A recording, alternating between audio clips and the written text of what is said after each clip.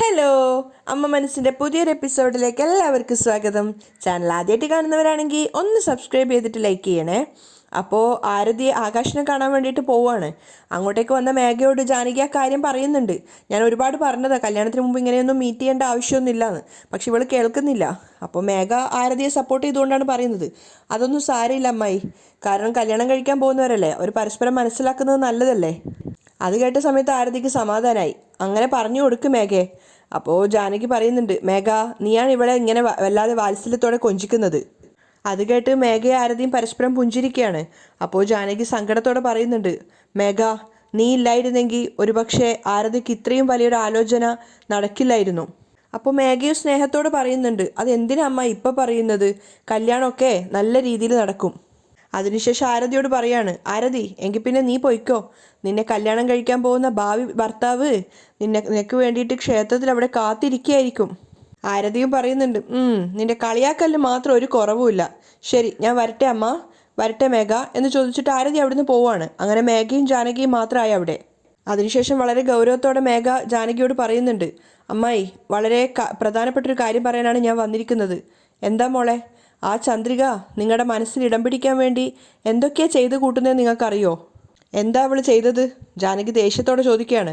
അപ്പോൾ കുറച്ചു മുൻപ് കൺമുന്നിൽ കണ്ട കാര്യങ്ങളൊക്കെ മേഘ ജാനകിയോട് പറഞ്ഞു കൊടുക്കുകയാണ്.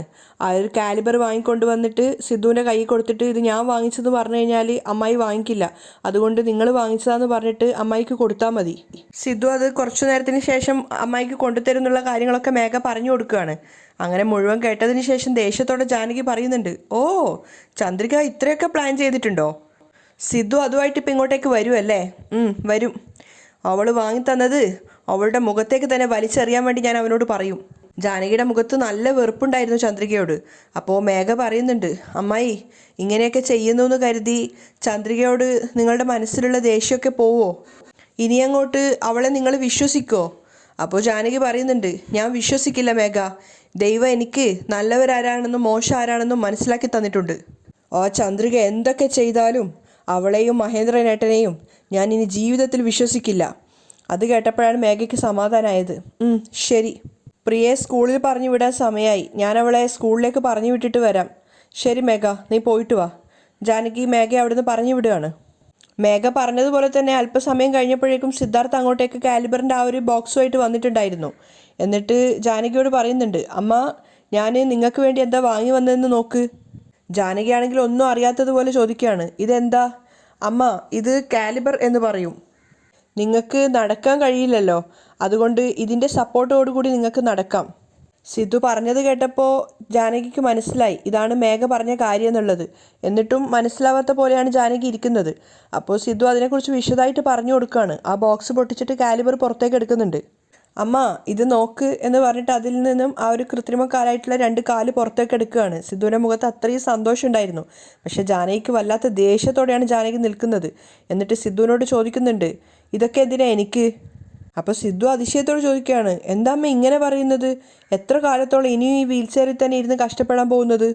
ജാനകി സിദ്ധുവിനെ തന്നെ സൂക്ഷിച്ചു നോക്കുകയാണ്. ഇതൊക്കെ ചന്ദ്രിക പറഞ്ഞു കൊടുത്തതുപോലെ ആയിരിക്കും സിദ്ധു പറയുന്നതെന്ന് വിചാരിച്ചിട്ട്. അപ്പോൾ സിദ്ധു പറയുന്നുണ്ട്, ആരുടെയും സഹായം ഇല്ലാതെ എൻ്റെ അമ്മ എഴുന്നേറ്റ് നടക്കണമെന്ന് എനിക്ക് ആഗ്രഹമില്ലേ? അപ്പോൾ ജാനകി പരിഹാസത്തോട് ചോദിക്കുകയാണ്, ഇത്രയും നാൾ ഉണ്ടാവാതിരുന്ന ആഗ്രഹം ഇപ്പം എന്താ നിനക്ക് പെട്ടെന്ന് വന്നത്? പെട്ടെന്ന് അമ്മയുടെ ചോദ്യത്തിന് മുന്നിൽ സിദ്ധു ഒന്ന് പതറിയിട്ടുണ്ടായിരുന്നു. എന്നിട്ടും അവൻ പറയുന്നുണ്ട്, അങ്ങനെയൊന്നും അല്ല അമ്മ, ഞാൻ ഇതിനു മുന്നേ ഇത് ആലോചിച്ചതാ, ഇപ്പോഴാണ് ഇത് വാങ്ങിക്കാനുള്ളൊരു അവസരം കിട്ടിയത്. പക്ഷേ ജാനകി മുഖം വെട്ടിക്കുകയാണ്. അത് മനസ്സിലാവാതെ സിദ്ധു അത് അമ്മയുടെ നേരെ കൊടുത്തിട്ട് പറയുന്നുണ്ട്, ഇന്നമ്മ ഇത് വാങ്ങിക്കേ. പക്ഷേ ജാനകി ഒന്നും ചിന്തിക്കാതെ പെട്ടെന്ന് തന്നെ അത് തട്ടി വലിച്ചെറിയാണ്. അമ്മയുടെ ആ ഒരു പെരുമാറ്റം സിദ്ധു തീരെ പ്രതീക്ഷിച്ചിട്ടുണ്ടായിരുന്നില്ല. കാരണം താൻ അങ്ങനെ ഒരു സംഭവം കൊണ്ടുകൊടുക്കുമ്പോൾ ജാനകിക്ക് ഒത്തിരി സന്തോഷമാവുമെന്നായിരുന്നു അവൻ കരുതിയിരുന്നത്. അപ്പോൾ ജാനകിയുടെ മുഖത്താണെങ്കിൽ നല്ല ദേഷ്യമുണ്ട്. ഒന്നും മനസ്സിലാവാതെ സിദ്ധു ചോദിക്കുന്നുണ്ട്, എന്തിനാ അമ്മ, അതെന്തിനാ വലിച്ചെറിഞ്ഞത്? അപ്പോൾ ജാനകി വെറുപ്പോടെ പറയാണ്, എന്നെ കണ്ടിട്ട് നിനക്ക് എന്താ തോന്നുന്നത്? ആ ചന്ദ്രികയല്ലേ ഇതൊക്കെ വാങ്ങിത്തന്നത്? അമ്മ പെട്ടെന്ന് ഓപ്പണായിട്ട് അങ്ങനെ ചോദിച്ചപ്പോൾ സിദ്ധുവിന് മറുപടി ഒന്നും ഉണ്ടായിരുന്നില്ല. അവൻ സങ്കടത്തോടെ ആ ഒരു കാലിബറിലേക്ക് നോക്കുകയാണ്. അപ്പോൾ ജാനകി പരിഹാസത്തോടെ സിദ്ധുവിനോട് പറയുന്നുണ്ട്, അവൾ വാങ്ങിത്തന്നതും പോരാഞ്ഞേ ഇത് നീയാണ് എനിക്ക് വാങ്ങിത്തന്നതെന്ന് നിന്നോട് കള്ളം പറയാനും പറഞ്ഞല്ലേ അവള്? നീയാണെങ്കിൽ അവൾ പറഞ്ഞത് പ്രകാരം എൻ്റെ മുന്നിൽ നാടകം കളിക്കുകയാണ്, അതല്ലേ ഇപ്പോൾ സംഭവിച്ചുകൊണ്ടിരുന്നത്? അമ്മ പറഞ്ഞത് സത്യമായതുകൊണ്ട് തന്നെ സിദ്ധു മറുപടിയൊന്നും പറയാതെ തലതാഴ്ത്തി നിൽക്കുകയാണ് സങ്കടത്തോടെ. അപ്പോൾ ജാനകി വെല്ലുവിളിയോടെ പറയുന്നുണ്ട്, ഇങ്ങോട്ട് നോക്ക് സിദ്ധു, ജീവിതകാലം മുഴുവൻ ഈ വീൽ ചെയറിൽ ഞാൻ ഇരിക്കേണ്ടി വന്നാലും അവൾ വാങ്ങിത്തന്ന ഈ സാധനം ഞാൻ മരിക്കുവോളം ഉപയോഗിക്കില്ല. അത്രയും വാശിയോടെയാണ് ജാനകി സംസാരിക്കുന്നത്. അപ്പോൾ സിദ്ധു സങ്കടത്തോടെ ചോദിക്കുന്നുണ്ട്, അമ്മ ഒരു കാര്യം, നല്ല കാര്യം ആര് ചെയ്താലും എന്താ അമ്മ? എനിക്ക് തോന്നാത്ത ഒരു നല്ല കാര്യം ചന്ദ്രികയ്ക്ക് തോന്നി. മറ്റുള്ളവരെ പോലെ എല്ലാവർക്കും മുന്നിൽ നിങ്ങളും എഴുന്നേറ്റ് നടക്കണമെന്നല്ലേ അമ്മേ ചന്ദ്രിക ആഗ്രഹിച്ചത്? അതിനെന്തിനാ അമ്മ ഇതിങ്ങനെ തട്ടിക്കളഞ്ഞത്? അപ്പോൾ ജാനകി വെറുപ്പോടെ പറയാണ്, നല്ല ആൾക്കാരുടെ കൈകൊണ്ട് അവർ വിഷം തന്നാലും നമുക്കത് വാങ്ങി കുടിക്കാം. പക്ഷേ ശത്രുക്കളുടെ കയ്യിൽ നിന്നും അമൃത് കിട്ടിയാൽ പോലും അത് തൊട്ടുപോലും നോക്കാൻ പാടില്ല. ചന്ദ്രികയോടുള്ള അമ്മയുടെ വെറുപ്പ് സിദ്ധുവിന് നന്നായിട്ട് മനസ്സിലാവുന്നുണ്ടായിരുന്നു. അപ്പോൾ ജാനകി പറയാണ്, ഇതെടുത്തോണ്ട് പോയി അവളുടെ മുഖത്തേക്ക് വലിച്ചെറിയേ. അതിനുശേഷം അവളോട് ഒന്നുകൂടെ പറഞ്ഞേക്ക്, അവൾ ഇങ്ങനെയൊക്കെ ചെയ്യുന്നത് കൊണ്ട് എൻ്റെ മനസ്സ് മാറാനൊന്നും പോകുന്നില്ല എന്ന്. സിദ്ധുവിന് വല്ലാത്ത ദേഷ്യവും സങ്കടവും തോന്നുകയാണ് അമ്മയുടെ ആ ഒരു പെരുമാറ്റം കാണുന്ന സമയത്ത്. പക്ഷെ തിരിച്ചവനൊന്നും പ്രതികരിക്കുന്നില്ല. അപ്പോൾ ജാനകി പറയുന്നുണ്ട്, ഒരു കാലത്തും അവൾക്ക് എൻ്റെ മരുമകളാവാൻ സാധിക്കില്ല. നിന്നെ കല്യാണം കഴിക്കാൻ വേണ്ടിയിട്ടല്ലേ അവൾ ഇങ്ങനെയൊക്കെ കാട്ടിക്കൂട്ടുന്നത്? സിദ്ധു വീണ്ടും ക്ഷമയോടെ അമ്മയോട് പറയാൻ ശ്രമിക്കുന്നുണ്ട്. അയ്യോ അമ്മ, ചന്ദ്രിക മഹേന്ദ്രൻ അങ്കിളിൻ്റെ മകളാണ്. ഏതോ അന്യായ ഒരാളെ കൊണ്ട് സംസാരിക്കുന്നത് പോലെ സംസാരിക്കുന്നത്. അവൾക്കിത് അമ്മയ്ക്ക് വാങ്ങിത്തരാനുള്ള അർഹത പോലും ഇല്ല അമ്മ. അപ്പോൾ ജാനകി പറയാണ്, ഇല്ലടാ, അവൾക്കിതിനുള്ള അർഹതയില്ല. അവളിത് എനിക്ക് വേണ്ടി വാങ്ങി തന്നതല്ല. എൻ്റെ അമ്മയുടെ മേൽ ചന്ദ്രിക എത്രത്തോളം കെയറിങ് ആണെന്ന് നീ ചിന്തിക്കുമല്ലോ. അത് വിചാരിച്ച് നിനക്ക് അവളോടുള്ള സ്നേഹം ഒന്നുകൂടെ കൂടുമല്ലോ. അത് വിചാരിച്ചിട്ടാണ് അവൾ ഇങ്ങനെയൊക്കെ ചെയ്യുന്നത്. അമ്മാ, ദയവ് ചെയ്ത് മനസ്സിലാക്ക്, സിദ്ധു പറയുന്നുണ്ട്. അതുമാത്രം നിനക്ക് മനസ്സിലാവുന്നില്ല അല്ലേ? ജാനകി തിരിച്ചു ചോദിക്കുകയാണ്. സത്യത്തിൽ എൻ്റെ മേൽ സ്നേഹം കാണിക്കുന്നത് ചന്ദ്രികയല്ല, മേഘയാണ്. അമ്മ മേഘയെ പുകഴ്ത്തുന്നത് കേട്ടിട്ട് സിദ്ധു ഇങ്ങനെ നോക്കി നിൽക്കുകയാണ്. അപ്പോൾ ജാനകി പറയുന്നുണ്ട്, ആരതിക്ക് വലിയൊരു വീട്ടിൽ നിന്നും ആലോചന വന്നു. നമ്മളെക്കൊണ്ട് അവർ ചോദിച്ച സ്ത്രീധനം കൊടുക്കാൻ സാധിക്കില്ല എന്നറിഞ്ഞിട്ടും അത് ഞാൻ തരാമെന്ന് പറഞ്ഞിട്ട് മുന്നിൽ നിന്നവളാണ് മേഘ. അവളാണ് എന്നെ ഈ വീട്ടിൽ മഹാറാണിയെ പോലെ കൊണ്ടു നടക്കുന്നത്. അവളാണോ എന്നെ സ്നേഹിക്കുന്നത്, അതോ ഈ ചന്ദ്രികയാണോ? എത്ര പറഞ്ഞിട്ടും അമ്മയ്ക്ക് മനസ്സിലാവില്ലല്ലോ എന്ന് ഓർത്തിട്ടുള്ള ആ ഒരു സങ്കടത്തിൽ സിദ്ധു അമ്മയെ നോക്കുകയാണ്, തിരിച്ച് മറുപടി ഒന്നും പറയാതെ. അപ്പോൾ ജാനകി വീണ്ടും പറയുന്നുണ്ട്, എന്നെയും എൻ്റെ ഭർത്താവിനെയും ഈ വീട്ടിൽ വേലക്കാരെ പോലെയാണ് മഹേന്ദ്രനേട്ടനും അവരുടെ ഭാര്യയെ നോക്കിയത്. അമ്മയുടെ ആ ഒരു മനോഭാവം കണ്ടിട്ട് സിദ്ധുവിന് സങ്കടവും സഹതാപവും ഒക്കെ തോന്നുകയാണ്. അപ്പോൾ ജാനകി വീണ്ടും പറയുന്നുണ്ട്, അങ്ങനെയുള്ളവരെ വിശ്വസിക്കാനാണോ നീ എന്നോട് പറയുന്നത്? ഞാൻ വിശ്വസിക്കില്ല സിദ്ധു, ഒരു കാലത്തിലും ഞാൻ വിശ്വസിക്കില്ല. നീ ആദ്യം തന്നെ ഇത് എടുത്തോണ്ട് പോയി ചന്ദ്രികയുടെ മുഖത്തേക്ക് വലിച്ചെറിയാൻ നോക്ക്. അവസാനം ഗത്യന്തരമില്ലാതെ സിദ്ധു തിരിച്ച് പ്രതികരിക്കുകയാണ്, അമ്മ, നിങ്ങളിത് വാങ്ങിച്ചിട്ടില്ലെങ്കിലും കുഴപ്പമില്ല, പക്ഷേ ചന്ദ്രികയെ പറ്റി മോശമായി സംസാരിക്കരുത്. നല്ലവരെ പെട്ടെന്നൊന്നും മനസ്സിലാക്കാൻ സാധിക്കില്ലമ്മ. അവരെ മനസ്സിലാക്കാൻ കുറച്ച് സമയം തന്നെ നമുക്ക് ആവശ്യം വേണ്ടി വരും. അത് കേട്ടതും ജാനകി മുഖം തിരിക്കുകയാണ്. അപ്പോൾ സിദ്ധു പറയുന്നുണ്ട്, പക്ഷേ മേഘ എത്രത്തോളം ഫ്രോഡാണെന്നുള്ളത് എത്രയും പെട്ടെന്ന് തന്നെ ദൈവം നിങ്ങൾക്ക് കാണിച്ചു തരും. സിദ്ധു ജാനകി വലിച്ചെറിഞ്ഞ് ആ കാലിബറും എടുത്തിട്ട് അവിടുന്ന് പുറത്തേക്ക് പോവാണ്. ജാനകിക്ക് വല്ലാത്ത ദേഷ്യം തോന്നുന്നുണ്ടായിരുന്നു ചന്ദ്രികയുടെ അടുത്ത്. അതേസമയം സുന്ദരി പോയിട്ട് ആർക്കോ വേണ്ടി വെയിറ്റ് ചെയ്യാണ് റോഡ് സൈഡിൽ. കുറച്ചു നേരം കഴിഞ്ഞപ്പോൾ ഒരു ഓട്ടോ അങ്ങോട്ടേക്ക് വരുന്നുണ്ട്. അത് കണ്ടതും സുന്ദരിയുടെ മുഖത്ത് നല്ല പുഞ്ചിരിയൊക്കെ ഉണ്ട്. ആ ഓട്ടോയിൽ നിന്നും ഒരു താടിക്കാരൻ ഇറങ്ങുകയാണ്. അയാളുടെ കയ്യിലാണെങ്കിൽ ഒരു ചെറിയ ബോക്സ് ഉണ്ടായിരുന്നു. അപ്പോൾ സുന്ദരി അയാളെ കണ്ട സമയത്ത് ചോദിക്കുന്നുണ്ട്, ഞാൻ പറഞ്ഞ സാധനം കൊണ്ടുവന്നോ? ആ, കൊണ്ടുവന്നു, എന്നാൽ തുറന്ന് കാണിക്ക്. അവൾ പറഞ്ഞ സമയത്ത് അയാൾ ആ ബോക്സ് തുറക്കുകയാണ്. അതിനകത്തൊരു സർപ്പായിരുന്നു. പെട്ടെന്ന് കണ്ടപ്പോൾ സുന്ദരിക്ക് തന്നെ പേടിയായിട്ടുണ്ടായിരുന്നു. അവൾ ഭയത്തോടെ അയാളോട് പറയുന്നുണ്ട്, ഇതെന്താ ഇത്ര ചെറുത്? തൽക്കാലം നിങ്ങളത് മൂടി വെക്ക്. അപ്പോൾ അയാൾ പെട്ടെന്ന് തന്നെ അത് മൂടി വെക്കുകയാണ്. ഇതിനെ കാണുമ്പോൾ ചെറുതായിട്ടൊക്കെ പേടി തോന്നുന്നുണ്ടല്ലോ, സുന്ദരി പറയുന്നുണ്ട്. അപ്പോൾ അയാൾ പറയാണ്, പിന്നെ ഇത് വലിയ പാമ്പാണ്, ഇതിനെ കണ്ടാൽ തന്നെ ഇത് കൊത്തും. ഈ പാമ്പിൻ്റെ കൊത്ത് കിട്ടിക്കഴിഞ്ഞാൽ പെട്ടെന്ന് തന്നെ വിഷം തലക്കകത്തേക്ക് കയറും. പിന്നെ ദൈവത്തിന് പോലും അവരെ രക്ഷിക്കാൻ സാധിക്കില്ല. ആരെയാണോ കൊല്ലേണ്ടത് അവരുള്ള മുറിയിൽ ഈ പാമ്പിനെ തുറന്നു വിട്ടിട്ട് ആ മുറിയുടെ വാതിലടച്ചാൽ മതി. ഈ പാമ്പ് അവരെ കൊന്നു കളഞ്ഞോളും. ശരി, ഞാൻ നോക്കിക്കോളാം എന്ന് പറഞ്ഞിട്ട് സുന്ദരി ആ ബോക്സോടെ വാങ്ങിക്കുകയാണ്. നിങ്ങൾ പൊയ്ക്കോ, ഞാൻ ചെയ്തോളാം എന്ന് പറഞ്ഞിട്ട് ആ പാമ്പുമായിട്ട് സുന്ദരി വീട്ടിനകത്തേക്ക് വന്നിട്ടുണ്ടായിരുന്നു. ആ സമയത്ത് ജാനകി പ്രിയക്ക് ഭക്ഷണം വാരി കൊടുക്കുകയാണ്. അവരാരും തന്നെ കാണാതെ സുന്ദരി ആ പാമ്പിനെ കൊണ്ടുപോയിട്ട് അടുക്കളയിൽ ഒരു ഭാഗത്ത് മാറ്റി വെച്ചിട്ടുണ്ടായിരുന്നു. എന്നിട്ട് ചുറ്റിലും നോക്കുന്നുണ്ട്. പക്ഷെ ആരും അത് ശ്രദ്ധിച്ചിട്ടുണ്ടായിരുന്നില്ല. ജാനകി പ്രിയക്ക് ഭക്ഷണം കൊടുത്തതിന് ശേഷം മുറിയിലേക്ക് പോവുകയാണ്. അതിനുശേഷം സുന്ദരിയെ വിളിച്ചിട്ട് മരുന്ന് കഴിക്കാൻ വേണ്ടിയിട്ട് വെള്ളത്തിന് വേണ്ടി ചോദിക്കുന്നുണ്ട്.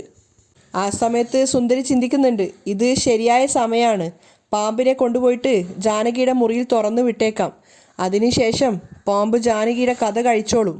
ജാനകിക്ക് മരുന്ന് കഴിക്കാനുള്ള വെള്ളമായിട്ട് സുന്ദരി മുറിയിനകത്തേക്ക് പോയിട്ടുണ്ടായിരുന്നു. അതിനുശേഷം ജാനകിക്ക് മരുന്നെടുത്ത് കൊടുക്കുകയാണ്. തിരിച്ച് അടുക്കളയിലേക്ക് വന്നിട്ടുണ്ട്. ആ ഒരു സമയത്ത് സുന്ദരിയും ജാനകിയും മാത്രമേ ആ ഒരു ഏരിയയിലുള്ളൂ. ജാനകിയാണെങ്കിൽ മരുന്ന് കഴിച്ചതിന് ശേഷം തുണികളൊക്കെ മടക്കി വെക്കുകയായിരുന്നു. ആ സമയത്ത് ആരുമില്ല ചുറ്റിലെന്ന് മനസ്സിലാക്കിയിട്ട് സുന്ദരി ആ പാമ്പിൻ്റെ ബോക്സ് എടുക്കുകയാണ്. എന്നിട്ട് ആരും തന്നെ കാണുന്നില്ല എന്ന് ഉറപ്പിച്ചതിന് ശേഷം ജാനകിയുടെ മുറിയുടെ അടുത്തേക്ക് പോയിട്ട് ജാനകി അറിയാതെ ആ ഒരു ബോക്സ് അവിടുന്ന് ഓപ്പൺ ആക്കിയിട്ട് പാമ്പിനെ പുറത്തേക്ക് വിടുകയാണ്. എന്നിട്ട് വാതിൽ പുറത്തു നിന്നും പൂട്ടിയിട്ടുണ്ടായിരുന്നു. എന്നിട്ട് ഒന്നും അറിയാത്തതുപോലെ വീണ്ടും അടുക്കളയിൽ പോയിട്ട് പാചകം ചെയ്യാൻ വേണ്ടി തുടങ്ങുകയാണ്. ആ സമയത്തൊക്കെ ചിന്തിക്കുന്നുണ്ട്, ജാനകി ഇന്നത്തോടെ നിന്റെ കഥ കഴിഞ്ഞു. അങ്ങനെ വാതിലടച്ചിട്ട് പോയതുകൊണ്ട് തന്നെ ജാനകി പെട്ടെന്നൊന്നും പാമ്പിനെ കണ്ടിട്ടുണ്ടായിരുന്നില്ല. കുറച്ചു സമയം കൂടി അവർ ഡ്രസ്സൊക്കെ മടക്കി വെച്ചിട്ടുണ്ടായിരുന്നു. പെട്ടെന്ന് നോക്കുമ്പോഴാണ് അവരുടെ ശ്രദ്ധയിൽ അവിടെ പാമ്പ് നിൽക്കുന്നതായിട്ട് കാണുന്നത്. പാമ്പിൻ്റെ ആ ഒരു സീൽക്കാരം കൂടെ കേട്ടതോടെ ജാനകിക്ക് വല്ലാത്ത പേടിയായി. പാമ്പിനെ തൻ്റെ തൊട്ടടുത്ത് കണ്ട സമയത്ത് ജാനകി ഭയത്തോടെ നിലവിളിക്കുകയാണ്.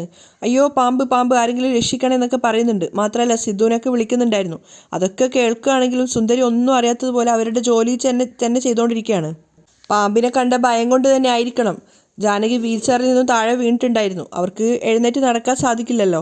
അപ്പോൾ എങ്ങനെയൊക്കെയോ നിരങ്ങിയിട്ട് വാതിലിൻ്റെ പോയിട്ട് വാതിലിൽ മുട്ടിയിട്ട് ഇങ്ങനെ വിളിക്കുന്നുണ്ട്, സിദ്ധു പാമ്പ് പാമ്പ്, രക്ഷിക്കണേ രക്ഷിക്കണേ എന്നൊക്കെ വിളിക്കുന്നുണ്ട്. അതൊക്കെ കേട്ടാണെങ്കിലും സുന്ദരി മൈൻഡ് പോലും ചെയ്യുന്നില്ല. ഒരുപാട് നേരം ജാനകി കരഞ്ഞിട്ടുണ്ടായിരുന്നു. ആ സമയത്തൊക്കെ പാമ്പിൻ്റെ സീൽക്കാരിങ്ങനെ കേട്ടുകൊണ്ടിരിക്കുകയാണ്. അപ്പോൾ സിദ്ധാർത്ഥ അതുവഴി പാസ് ചെയ്ത് പോകുമ്പോഴാണ് അമ്മയുടെ നിലവിളി കേൾക്കുന്നത്. അവ നോക്കുന്ന സമയത്ത് അമ്മ വാതിലിന് തട്ടിയിട്ട് ഇങ്ങനെ കരയാണ്. ആരെങ്കിലും വാതിൽ തുറക്കുന്നു പറഞ്ഞിട്ട്. സിദ്ധു റൂമിനടുത്തേക്ക് ചെല്ലുന്ന സമയത്ത് വാതിൽ ലോക്കാണ്. അവനും പുറത്തു നിന്ന് വിളിക്കുന്നുണ്ട്, അമ്മ അമ്മ. പക്ഷെ സിദ്ധു അവിടെ രക്ഷിക്കാൻ എത്തിയത് കണ്ടതും സുന്ദരിക്ക് വല്ലാത്ത ദേഷ്യം തോന്നുകയാണ്. എന്ത് ചെയ്താലും ഇവ സഹായിക്കാൻ എത്തുകയാണല്ലോ എന്ന് വിചാരിച്ചിട്ട്. സിദ്ധു നോക്കുന്ന സമയത്ത് റൂം പുറത്തു നിന്നാണ് പൂട്ടിയിട്ടുള്ളത്. ഇതാരാ പുറത്തു നിന്ന് പൂട്ടിയിരിക്കുന്നത് എന്ന് പറഞ്ഞിട്ട് അവൻ വേഗം ലോക്ക് തുറക്കുകയാണ്. ലോക്ക് തുറക്കുന്ന സമയത്ത് വീൽ ചെയറിൽ നിന്ന് താഴെ വീണിട്ട് ജാനകി അവിടെ നിലത്തിരുന്നിട്ട് കരഞ്ഞ് ബഹളം വെക്കുന്നുണ്ടായിരുന്നു. എന്തിനാ അമ്മ ഇങ്ങനെ കരയുന്നത്, ആരാ പുറത്തു നിന്ന് പൂട്ടിയെന്നൊക്കെ സിദ്ധു ചോദിക്കുന്നുണ്ട്. പക്ഷെ അതൊന്നും ജാനകി ശ്രദ്ധിക്കുന്നില്ല. അവരിങ്ങനെ പാമ്പ് പാമ്പ് എന്ന് പറഞ്ഞുകൊണ്ടിരിക്കുകയാണ്. അപ്പോഴാണ് സിദ്ധുവും പാമ്പിനെ കാണുന്നത്. പെട്ടെന്ന് പാമ്പിനെ കണ്ടതുകൊണ്ട് തന്നെ സിദ്ധുവും ഭയന്നിട്ടുണ്ടായിരുന്നു. അവൻ അമ്മയെ സമാധാനിപ്പിക്കാനും ശ്രമിക്കുന്നുണ്ട്. അമ്മ പേടിക്കണ്ട, ഒന്നും സംഭവിക്കില്ല എന്നൊക്കെ പറഞ്ഞിട്ട് പാമ്പിനെ ഇങ്ങനെ ആട്ടി ഒഴിവാക്കാൻ ശ്രമിക്കുകയാണ്. അത്രയും വലിയൊരു പാമ്പായതുകൊണ്ട് തന്നെ സിദ്ധുവിനും ചെറുതായിട്ട് ഭയം തോന്നിയിട്ടുണ്ടായിരുന്നു. അവൻ വേഗം അമ്മയോട് പറയുന്നുണ്ട്, ഒന്നും സംഭവിക്കില്ല എന്ന് പറഞ്ഞിട്ട് അമ്മയുടെ വീൽ ചെയർ വേഗം പുറത്തേക്ക് കൊണ്ടുപോവാണ്. എന്നിട്ട് പാമ്പ് തൊട്ടടുത്തെത്തിയ ആ ഒരു സമയത്തേക്ക് ജാനകിയെ മെല്ലെ കയ്യിലെടുത്തിട്ട് പുറത്തേക്ക് കൊണ്ടുവന്നിട്ട് വീൽ ചെയറിൽ ഇരുത്തുന്നുണ്ട്. അമ്മയെ കൊണ്ടുവന്ന് സേഫാക്കി ഇരുത്തിയതിന് ശേഷം സിദ്ധു പറയുന്നുണ്ട്, അമ്മ ഇവിടെ ഇരിക്ക്, ഞാൻ പോയിട്ട് ആ പാമ്പിനെ ഒഴിവാക്കിയിട്ട് വരാം. ജാനകി മകനോടുള്ള സ്നേഹം കൊണ്ട് പറയുന്നുണ്ട്, സിദ്ധു അങ്ങോട്ടേക്ക് പോവണ്ട, വേണ്ട, പാമ്പ് ഉപദ്രവിക്കുന്നൊക്കെ. അപ്പോൾ സിദ്ധു സമാധാനിപ്പിക്കുകയാണ്, ഇല്ല ഒരു കുഴപ്പമില്ല, അമ്മ അവിടെ ഇരിക്ക്, ഞാൻ ഇപ്പോൾ വരാം. ജാനകിയെ സിദ്ധാർത്ഥ് രക്ഷിച്ചത് കണ്ടിട്ട് സുന്ദരിക്ക് വല്ലാത്ത ദേഷ്യം തോന്നുകയാണ്. എപ്പോഴെന്ത് ചെയ്തു കഴിഞ്ഞാലും ആ അവസാന നിമിഷത്തിൽ വന്നിട്ട് ഇവൻ ഈ തള്ളയെ രക്ഷിക്കും. വല്ലാത്തൊരു കഷ്ടം തന്നെ.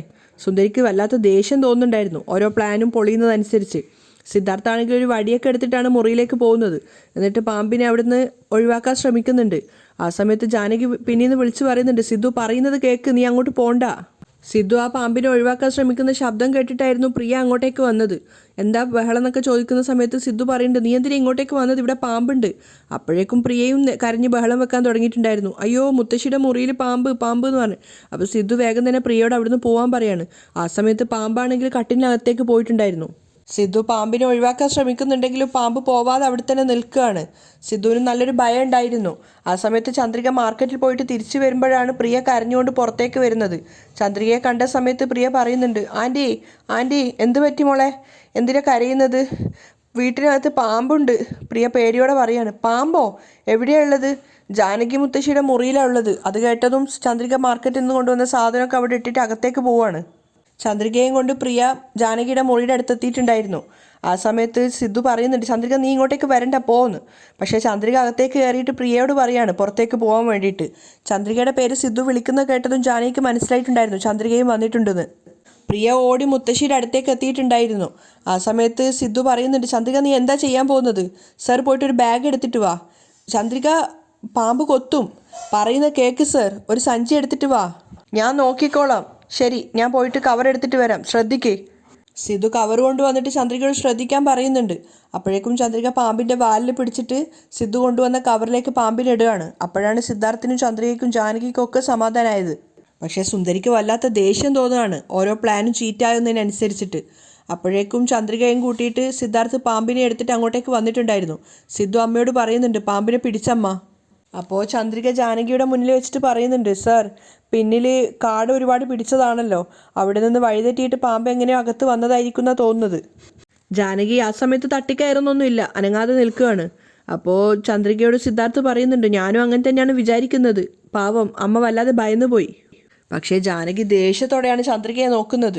അപ്പോൾ ചന്ദ്രിക സ്നേഹത്തോടെ ചോദിക്കുന്നുണ്ട്, അമ്മായി നിങ്ങൾക്കൊന്നും സംഭവിച്ചില്ലല്ലോ അല്ലേ? അപ്പോൾ ജാനകി തിരിച്ച് പ്രതികരിക്കുകയാണ്, എന്താ പാമ്പ് എന്നെ ഉപദ്രവിക്കാത്തതിൽ നിനക്ക് സങ്കടമുണ്ടോ? ജാനകിയുടെ ആ ഒരു മറുപടി കേട്ടപ്പോൾ സിദ്ധാർത്ഥിനും പ്രിയക്കും ചന്ദ്രികയ്ക്കും ഒക്കെ സങ്കടമായിട്ടുണ്ടായിരുന്നു. അപ്പോൾ ചന്ദ്രിക പറയുന്നുണ്ട്, എന്താ അമ്മ ഇങ്ങനെ പറയുന്നത്? സിദ്ധുവും ചോദിക്കുകയാണ്, എന്തിനാ അമ്മ ഇങ്ങനെ പറയുന്നത്?